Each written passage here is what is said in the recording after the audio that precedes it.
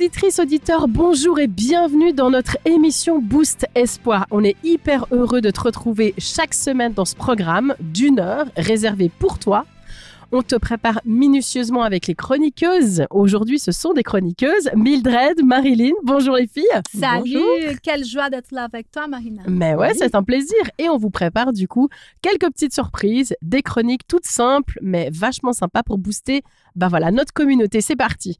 Le feu, la foi, parfois entre rire et profondeur. On te propose d'explorer un passage biblique, de prier et de te mettre en action. Mais nous avons l'habitude d'avoir avec nous un invité. Alors je me tourne vers Jessie Sitchan. Bonjour à toi. Bonjour Marina, bonjour à tous. Super, Salut. on est très très heureux d'avoir un homme courageux avec nous qui a quitté le soleil de Guadeloupe Ah ouais. pour nous rejoindre depuis un peu plus de 3 ans. Oui. Dans notre région pour étudier la théologie, c'est ça? C'est ça. Écoutez, belle région quand même. Pas de soleil, mais un très beau lac, de belles montagnes quand même. Ouf. Comme au-dessus du Salais, c'est vraiment très agréable à regarder. Trop bien. Est-ce que tu peux nous parler peut-être de ta vie de famille? Oui. Pour le coup, je suis marié depuis 6 ans. J'ai 2 enfants, 2 petites filles que le Seigneur m'a permis d'avoir. Et on en profite de découvrir la région, de découvrir d'autres personnes, de nouvelles cultures. Et on apprécie vraiment ce voyage au niveau de cette région. Excellent.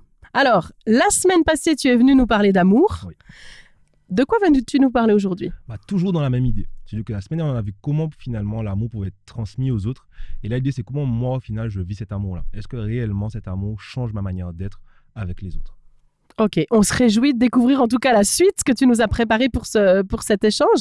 Je prie que Dieu soit présent durant ce temps de partage et que ton cœur, cher auditeur, soit touché.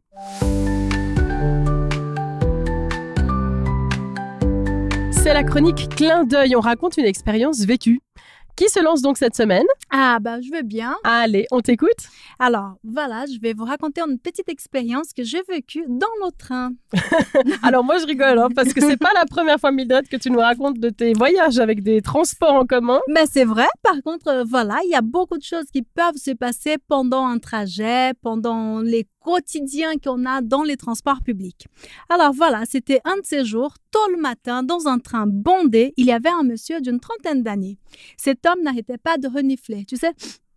Oh, c'est désagréable, c'est pénible. Les gens levaient les yeux de leur smartphone et commençaient à regarder, à chercher, et rapidement, ils ont trouvé la victime. Alors, tout le monde, je veux dire, toutes les personnes qui étaient autour de cette personne-là se regardaient mal à l'aise, avec un petit air de jugement quand même, mais que pouvons-nous faire? Alors, zéro réaction. J'observais la scène et j'ai eu l'impression que l'homme en question n'était pas à l'aise non plus. Tu sais, Marina, le pauvre, il n'osait même plus lever la tête sans smartphone. Bon, et toi, dans tout ça, alors? Moi, je fais comme j'ai pu, tu vois, dans le train, tôt le matin, on est tellement serrés les uns contre les autres qu'il est difficile d'exécuter un mouvement avec aisance. Alors, avec beaucoup de difficultés, j'ai réussi à prendre un paquet de mouchoirs dans mon sac et je l'ai proposé à ce monsieur. D'accord, et lui alors, qu'est-ce qu'il... Lui, il était très reconnaissant et rapidement, il a pu se moucher. Tout bête comme expérience, mais là, j'ai compris que ce monsieur, il n'avait tout simplement pas de mouchoir. Ce n'était pas qu'il était dégoûtant ou flemmard pour se moucher. En fait, souvent, j'essaye de faire pour l'autre ce que j'aimerais bien qu'on me le fasse. Et là, je m'étais dit, j'aurais bien aimé que quelqu'un me donne un petit mouchoir. Alors, c'est tout simple comme expérience, mais tu sais, Marina, ça m'a fait cogiter que démontrer la sympathie, de l'amour, de la bienveillance n'a pas besoin d'être un truc très compliqué. Bien sûr, puis je pense que c'est aussi une manière de démontrer de l'amour, du respect, du soutien. Du soutien, exactement, le pauvre, je l'ai senti mal à l'aise là.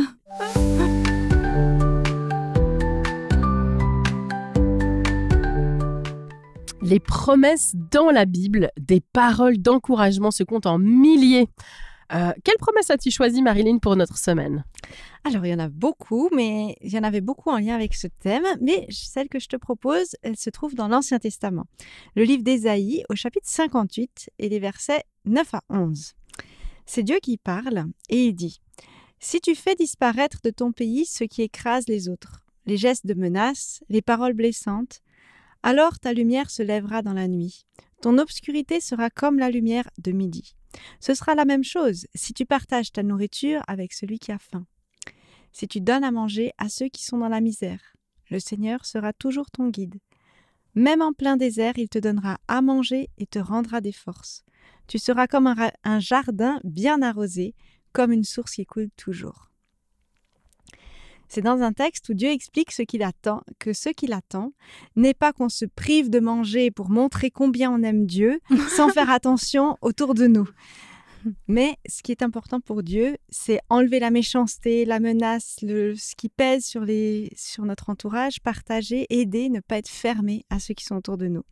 C'est là qu'il est pleinement honoré et c'est un investissement qui paye parce que face à ce qu'on va donner, eh bien sa réponse, le Seigneur sera toujours ton guide. Il te donnera à manger, te rendra des forces, tu seras comme un jardin bien arrosé, une source qui coule toujours, et ceci, même dans une période de désert.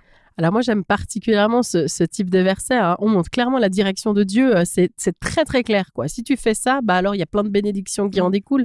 Je trouve que c'est super chouette, ces promesses. Merci.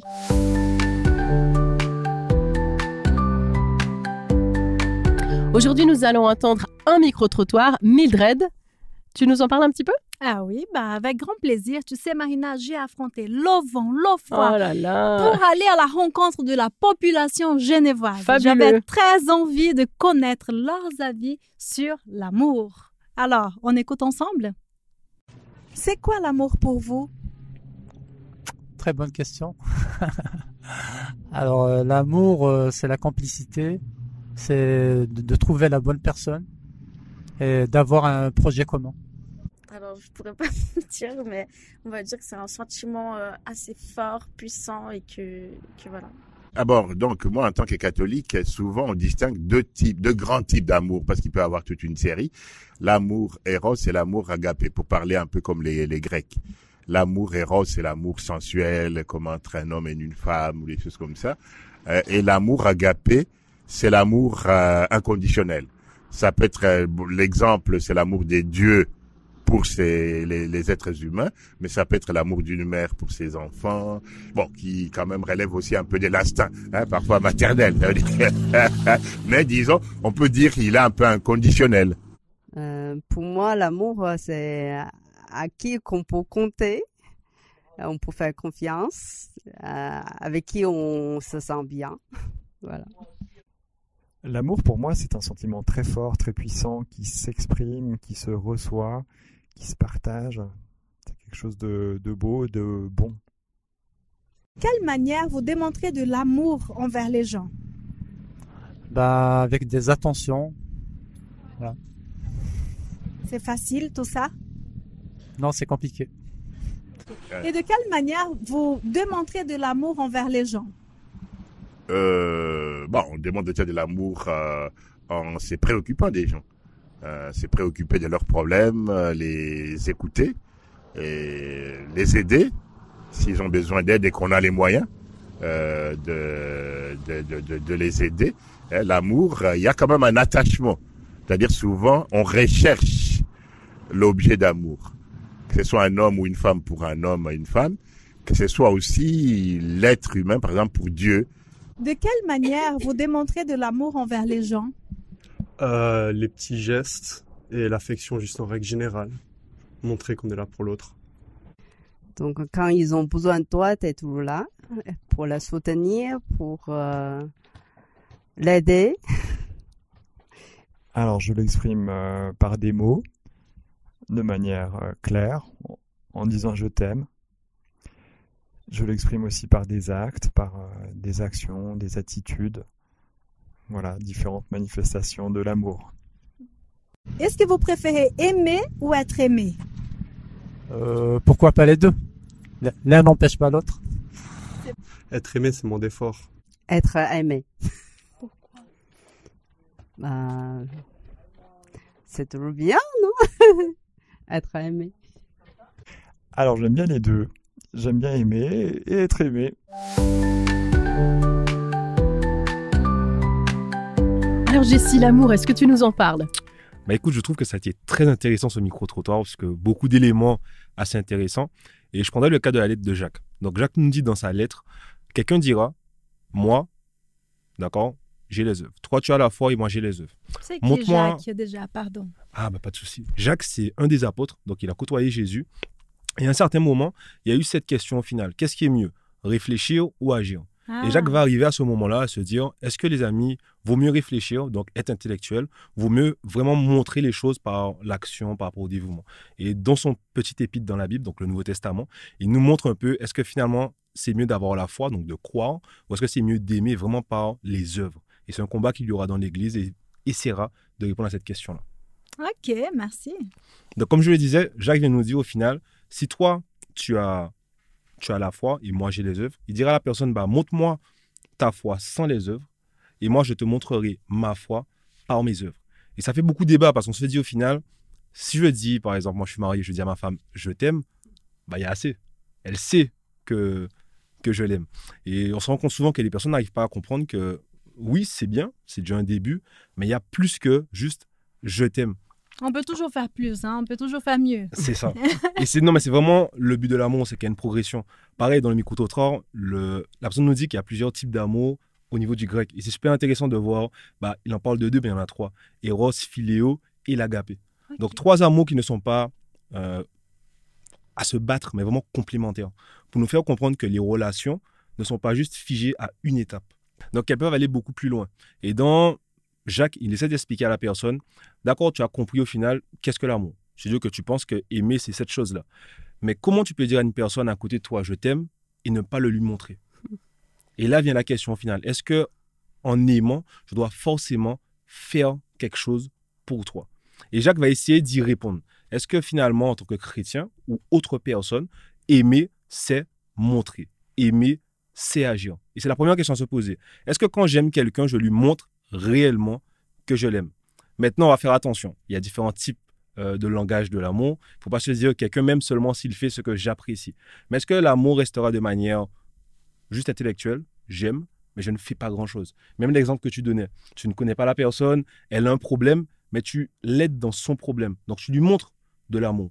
Pas forcément de l'éros. Donc, pas besoin de lui dire, voilà. Je t'aime beaucoup, tiens le mouchoir. Voilà, mais cette action-là.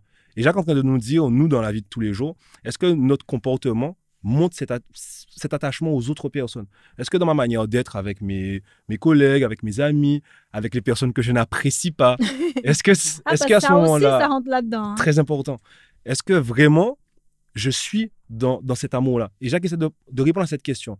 Est-ce que aimer, c'est juste le dire? Donc, l'amour, il faut que ce soit cohérent, en fait. Il faut vivre au-delà des mots. Mon attitude doit être cohérente avec mon discours, avec mes pensées. Exactement. Mais peut-être simplement, est-ce que du coup, ça veut dire que quand on vit la foi ou l'amour sans des actes forts, comme tu le disais, ça vaut rien? Je ne dirais pas que ça vaut rien. Mais si on reste sur place et on ne grandit pas, on meurt. Et on a du mal à le comprendre. C'est-à-dire que si Mildred, par exemple, a reçu l'amour, comme on a vu la semaine dernière, elle l'a reçu. On a vu qu'il y a différentes manières de recevoir, comment le terrain est préparé, mais qu'elle l'ait reçu aujourd'hui.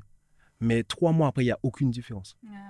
Il y a une question à se poser. Je ne dis pas qu'il y a un problème, mais il y a des questions à se poser. Est-ce que finalement, Mildred prend le temps de cultiver cet amour-là, de le faire évoluer avec les autres personnes? Si Mildred dit à son mari, bah écoute, je t'aime, mais chaque fois qu'il fait ce qu'elle n'aime pas, elle s'énerve, elle a le droit de s'énerver parce qu'elle lui a parlé. Mais est-ce que ça, vraiment, leurs relations vont évoluer de manière intéressante? Et là, on donne des exemples avec des personnes qu'on apprécie. Mais je pense qu'on le travaille beaucoup dans les situations où ça nous gêne. C'est-à-dire que, je garde l'exemple du mari. On l'a déjà dit plusieurs fois, quand tu rentres, ne mets pas tes vêtements devant la maison, mets-les dans la salle de bain. Directement dans le panier. Voilà. Et là, comme par hasard, fin de semaine, Mildred est fatiguée. Elle a passé toute sa semaine à travailler et elle rentre et elle voit tous les vêtements à l'entrée. Ah, ça va pas. Hein. Quelle est la réaction qu'elle va avoir? Bah, ça va pas. Ça va vraiment pas. Et Jacques, il est en train de nous dire, mais il y a le point de vue du mari. S'il l'aime vraiment, il aurait pu faire l'effort. Ok, on le comprend ça et on l'entend. Mais Mildred, dans sa progression vis-à-vis de l'amour qu'elle a à son mari, quelle va être sa réaction? Est-ce qu'elle va lui faire comprendre gentiment, écoute chérie, là c'est un peu trop pour moi?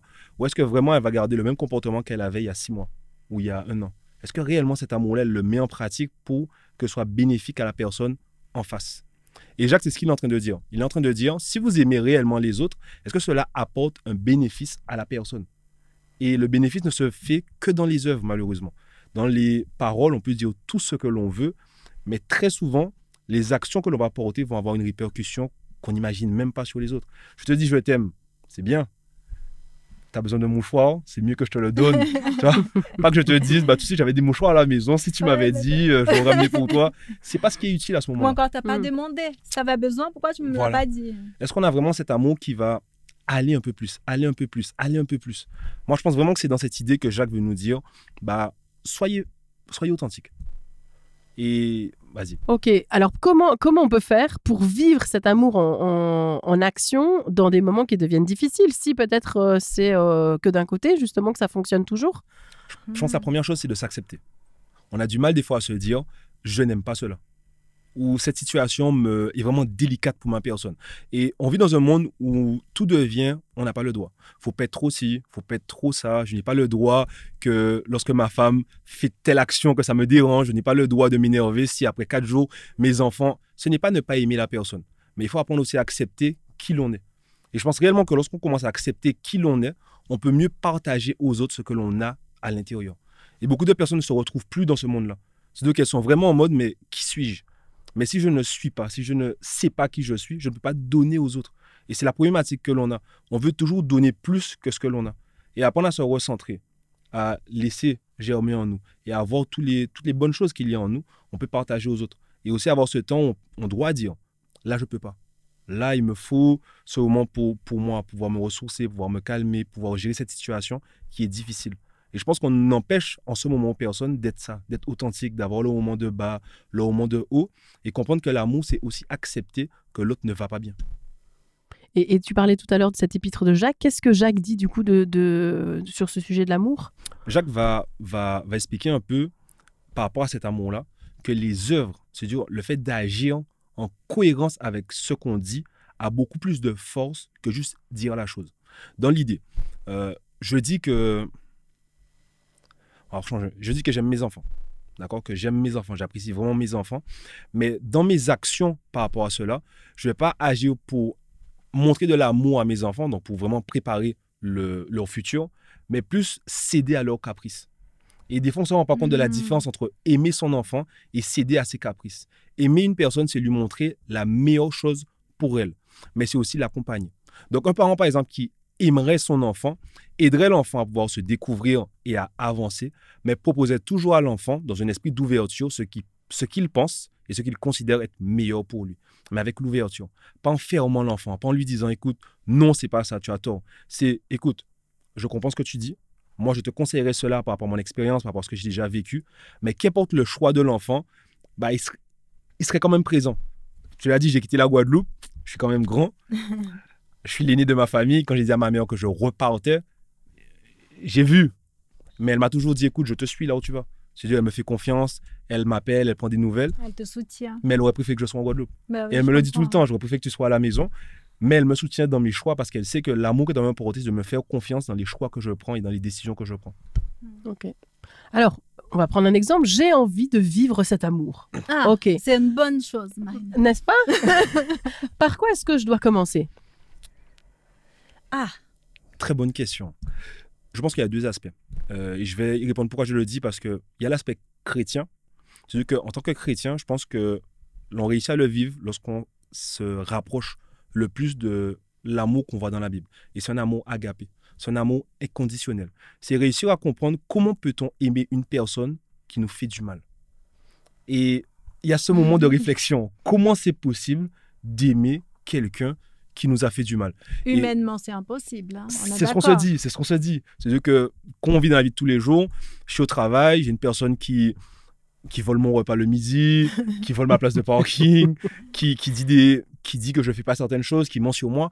Comment je peux réussir à arriver au travail et regarder cette personne et lui dire « ça va ?» Je t'apprécie beaucoup. Lui ramener un repas, parce qu'on sait qu'il nous vole et nous, on veut manger le midi, au lieu de peut-être mettre un laxatif dans le repas, lui ramener un repas à lui. Non, mais prendre soin de l'autre alors qu'il ne le mériterait pas. Exactement. Et je pense que cette démarche-là, c'est pouvoir se dire « ok, que vit la personne ?» Premièrement, c'est que vit la personne, comment moi je réagis, et premièrement, établir un contact, établir une communication pour que toujours dans l'authenticité, mes actes reflètent ce que je suis et non pas ce que l'on voudrait que je sois. essayer de comprendre ce qui se passe et lui dire que tu n'es pas content quand même. Voilà. Hein. On a le droit de dire, écoute, là, tu as fait ça, mais j'aime pas. Et arrête. Quoi. Toujours dans la communication. Comment on peut faire pour... C'est ça. Et vraiment dans la communication, c'est pas une idée de « ah, je m'écrase et je laisse l'environnement faire tout et n'importe quoi ». Rien à voir.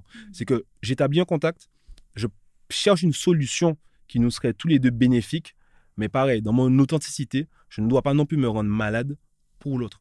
Et pour ça, le début, c'est vraiment établir ce contact-là. Essayer de comprendre l'autre en face. Essayer de trouver des solutions avec la personne en face. Et par la suite, réussir à passer ces paliers-là. OK, il volait mon repas. Pourquoi? Quelle est la raison? Est-ce qu'on a une solution qu'on peut trouver ensemble? T'aider. Voilà. C'est vraiment essayer de comprendre pourquoi l'autre fait la chose. Je pense que c'est vraiment la première étape vis-à-vis des relations. Alors pour conclure, Jessie, qu'est-ce qu'on pourrait en dire? Moi, je pense qu'on pourrait dire que l'amour véritable ne reste pas passif. Que vraiment cet amour véritable ne peut pas juste rester à des mots. Il va beaucoup plus loin. Mais je dirais aussi à chacun de ne pas se frustrer, de ne pas se dire « ah, je n'aime pas assez ». C'est l'idée de se dire « je fais un pas de plus tous les jours ». Et si vraiment j'aime une personne, je pense qu'au final, on lui montrera. Et de prendre cet exercice, cette personne qui au final, on ne l'apprécie pas spécialement, de prendre ce temps, une fois par jour, et d'écrire au moins une bonne chose qu'on lui souhaiterait à cette personne.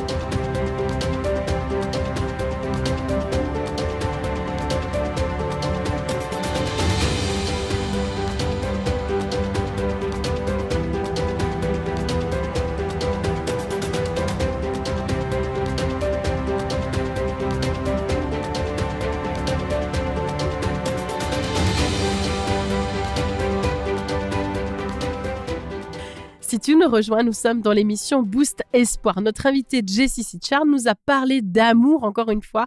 Je propose un temps d'échange dans ce studio sur ce qui vous a interpellé, marqué, fait réfléchir.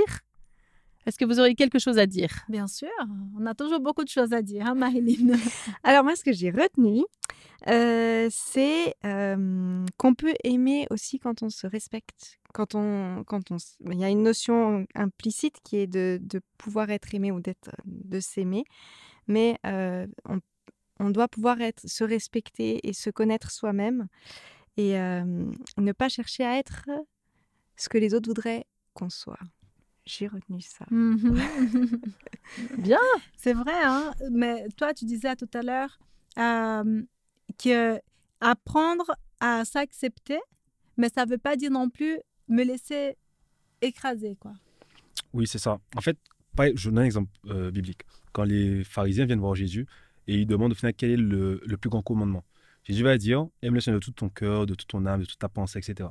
Il va montrer que la première chose, c'est de pouvoir créer cette relation avec Dieu, dans le sens que c'est une relation qui nous permet de nous découvrir, nous, à travers un œil différent. Et c'est pour ça qu'on parle d'agapé, de l'acceptation totale de ce que l'on est pour avancer. Et quand tu t'acceptes, c'est pas que tu te fais écraser, c'est que vraiment tu acceptes qu'est-ce que tu es et où est-ce que tu veux aller. Et là, c'est différent. Et s'accepter, ce n'est pas non plus dire « je suis comme ça, voilà, on peut rien faire ». Non, parce qu'on le répète encore, une personne qui s'accepte, c'est une personne qui considère qu'elle va grandir. Et si je suis comme ça, c'est qu'on ne bouge plus. Et les arbres nous le montrent, si les racines ne s'étendent plus, si l'arbre ne grandit plus, il meurt. Oh, mais t'es un vrai poète. C'est joli. C'est très joli. En parlant d'arbres, moi j'étais quand même en questionnement sur notre capacité à pouvoir aimer de cette manière-là, si on n'a pas reçu un amour, un exemple d'amour en tout cas, que ce soit de nos parents ou que ce soit de Dieu. Comment on fait? L'exemple le plus frappant que j'ai, ça restera la Bible. Et il y a une citation de Gandhi que j'apprécie.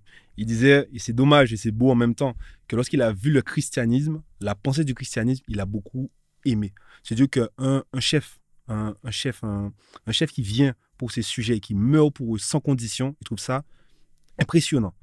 Et il dit, malheureusement, les chrétiens ne l'ont pas compris. Quelques-uns, hein, quelques-uns. Il a généralisé, Gandhi. C'est ce qu'il a dit à l'époque. Il y a quand même des chrétiens qui essaient de faire Oui. au mieux. Et en fait, ce qu'il voulait dire, c'est que le message que Jésus nous donne, c'est de vraiment de pouvoir, dans l'acceptation, donner tout. Mais pas vraiment parce que Jésus avait compris qui il était et ce qu'il voulait. Et c'est ça, en fait, cet exemple qu'il nous montre. C'est de pouvoir accepter qui l'on est et pouvoir surpasser même les épreuves d'à côté. Comment est-ce qu'on peut apprendre? Est-ce que vous avez des petites idées là, des petits outils pour qu'on puisse partager avec nos auditeurs sur comment on arrive à aimer quelqu'un qui n'est pas aimable dans notre quotidien? Vous faites comment? Parce que moi, j'en ai besoin des fois. Et tout à l'heure, on a parlé de noter des choses positives sur la personne, et ça m'a fait penser à quelque chose que j'ai lu qui parlait justement, pas forcément dans le couple, mais de pouvoir en fait connaître, tu parlais aussi des langages de l'amour des gens, et en fait de savoir découvrir la façon dont l'autre perçoit l'affection, l'amour, et d'arriver à faire l'effort d'exprimer. On peut avoir des reproches à lui faire, mais on va faire l'effort de aussi lui donner son langage d'amour et lui donner des choses positives dans son langage avant de toujours lui faire des reproches. Et oui, mais là, dans la question qu'elle pose, Marina, j'imagine, par exemple, quelqu'un qui parle derrière ton dos, quelqu'un qui clairement, tu vois qu'elle n'a pas envie que tu réussisses, qui veut du mal, je me sens pas vraiment à l'aise d'aller vers elle et lui dire 2-3 petits mots gentils, tu vois. Mais par contre, moi, j'imagine que je vais déjà partir du principe que je vais pas lui souhaiter du mal. Et si possible, pourquoi pas aller discuter avec elle et essayer de comprendre la situation. Mais effectivement, il y a des gens qui sont méchants, hein. Il y a des gens qui ne sont pas aimables et qui n'ont aucune envie de changer, on a l'impression. Hein. Mais après, je garde l'espoir que Jésus, il peut tout changer. Dès le moment où la personne se laisse ouverte, qu'elle ouvre son cœur et qu'elle accepte ce changement. Donc, tu as déjà cette proposition de dire, OK, avec cette personne qui n'est pas aimable, un choix qui peut être fait, c'est de se dire, OK, moi, je ne vais pas répondre par la méchanceté, je ne vais pas répondre par les insultes, je ne vais pas répondre par le jugement. Voilà, j'apprends à maîtriser ma bouche. Et mais c'est pas facile. Hein, ça, c'est déjà une étape. Ouais. C'est déjà une étape, comme tu le dis. Peut-être pour conclure, j'aimerais inviter nos auditeurs à s'approcher de cette parole de Dieu, de cette Bible. Parce que c'est ce que tu disais aussi, Jessie, hein, c'est combien l'apprentissage aussi de cet amour inconditionnel se fait au travers de la lecture de la Bible, de cette attitude de Jésus qui a aimé sans condition, de ce Dieu, quand on parcourt toute la Bible, qui continue à garder espoir dans l'être humain et avoir un amour profond malgré tous les pas de travers que les humains ont pu faire. Et ça, c'est peut-être une belle leçon pour nous tous, dans notre cheminement, pour apprendre à aimer l'autre comme Dieu nous a aimés.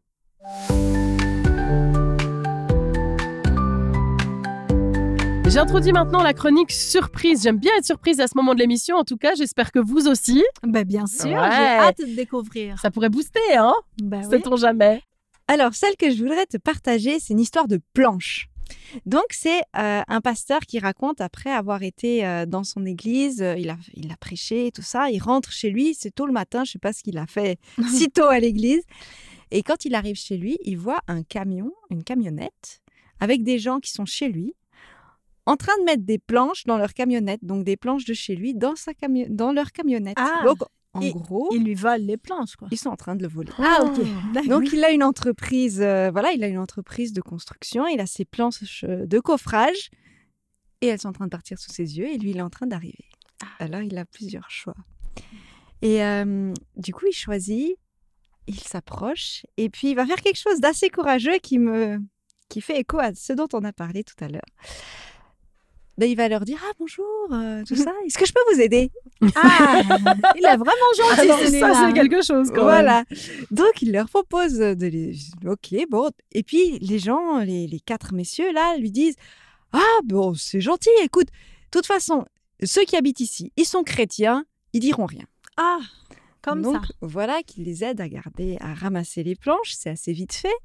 Et puis, une fois qu'ils ont terminé, ils s'apprêtent à partir. Attendez, je vous en donne encore 5. Et donc, il leur donne ses plus belles planches de coffrage. Puis, il se dit, bon, ça fait un moment, vous êtes fatigués. Attendez, je vais vous amener un petit truc à boire. Donc, il va chercher de quoi boire, du cidre, les verres et tout. Il revient et les gars lui disent « Mais punaise, toi, t'es trop fort, hein. Non seulement tu viens nous aider à prendre les planches, mais en plus, tu sais où est le cidre. » Ah oui. Et puis, il dit oui, parce que c'est moi qui habite là. Ah, Ces planches, c'est les miennes. Ces planches, c'est les miennes et j'aurais du coup toute l'autorité de faire appeler la police pour vous dénoncer, pour vous faire... Parce que c'est mes planches. Mais je ne vais pas le faire parce que Dieu, il est venu dans mon cœur et puis il a transformé ma vie.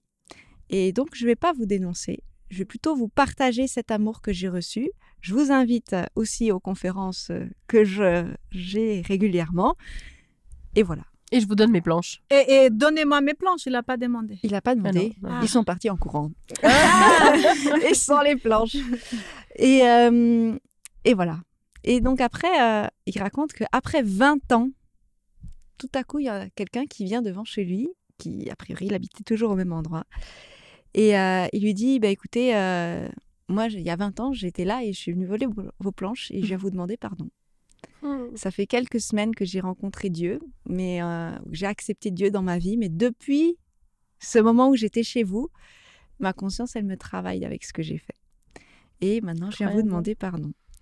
Alors, ça m'a interpellée parce que comme on a échangé là sur la façon d'être, on va dire, décalé par rapport à la réaction habituelle, par rapport à des gens qui nous font du mal, je trouvais que c'était un super exemple assez inspirant. Rendre le bien. Rendre le bien et dans l'optique en fait de partager cet amour dont Dieu il nous a donné, puisque finalement il nous a donné un amour alors qu'on n'était pas forcément super en phase avec lui. Et ça m'amène à une deuxième citation. Il y a une chronique surprise en deux épisodes. C'est une citation d'une sœur qui s'appelle Sainte Thérèse de l'Enfant Jésus. Elle a écrit ça dans Histoire d'une âme. La charité n'est pas dans les sentiments, mais dans les œuvres. Et je vous lis ce qu'elle raconte. Il se trouve dans la communauté une sœur qui a le talent de me déplaire en toutes choses. Ses manières, ses paroles, son caractère me semblaient très désagréables. Cependant, c'est une sainte religieuse qui doit être très agréable à Dieu. Aussi, ne voulant pas céder à l'antipathie naturelle que j'éprouvais, je me suis dit que la charité ne devait pas consister dans les sentiments, mais dans les œuvres. Alors, je me suis appliquée à faire pour cette sœur ce que j'aurais fait pour la personne que j'aime le plus. À chaque fois que je la rencontrais, je priais le bon Dieu pour elle, lui offrant toutes ses vertus et ses mérites. Je sentais bien que cela faisait plaisir à Jésus, car il n'est pas d'artiste qui n'aime pas recevoir des louanges de ses œuvres. Et Jésus, l'artiste des âmes, est heureux lorsqu'on ne s'arrête pas à l'extérieur, mais que pénétrant jusqu'à l'intime de l'autre, que Dieu a choisi pour demeure, on en admire la beauté. Oui, je le sens lorsque je suis charitable, que je montre de l'amour, c'est Jésus seul qui agit en moi. Plus je suis unie à lui, plus aussi j'aime toutes mes sœurs. Lorsque je veux augmenter en moi cet amour, lorsque surtout le démon essaye de me mettre devant les yeux tous les défauts de telle ou telle sœur qui m'est moins sympathique, je m'empresse de rechercher ses vertus, ses bons désirs, et je me dis que si je l'ai vue tomber une fois, elle peut bien avoir remporté un grand nombre de victoires qu'elle cache par humilité, et que même ce qui me paraît une faute peut très bien être, à cause de l'intention, un acte de vertu. Voilà, ma chronique surprise, quelques pensées par rapport à ce partage. Merci pour ce partage.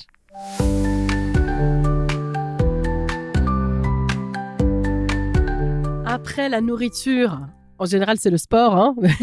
si, mesdames et messieurs. Après l'enseignement, le partage, le boost, place à l'action. Je suis curieuse de savoir ce que tu vas nous demander de faire cette semaine, Mildred. Ah écoute Marina, voilà, nous sommes en plein mois de novembre.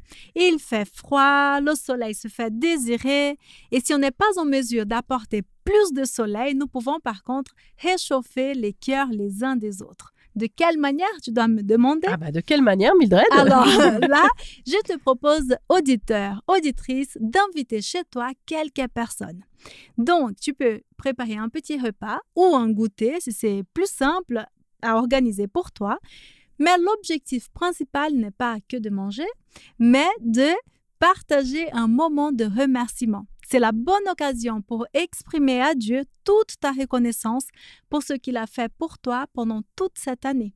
D'ailleurs, dans différents pays du monde, on fête actuellement Thanksgiving. Absolument. Ouais, c'est tout à fait la saison. Mois de novembre, Thanksgiving. Voilà. Une journée de reconnaissance où on se réunit en tout cas pour observer toute l'année passée, de se dire, voilà, on compte les bienfaits de Dieu durant cette année et puis on va lui dire merci. Ouais. Et chacun peut faire à sa manière. Donc, soit tu invites des gens que tu as l'habitude d'être avec, ou encore des personnes qui sont dans le besoin, pourquoi pas.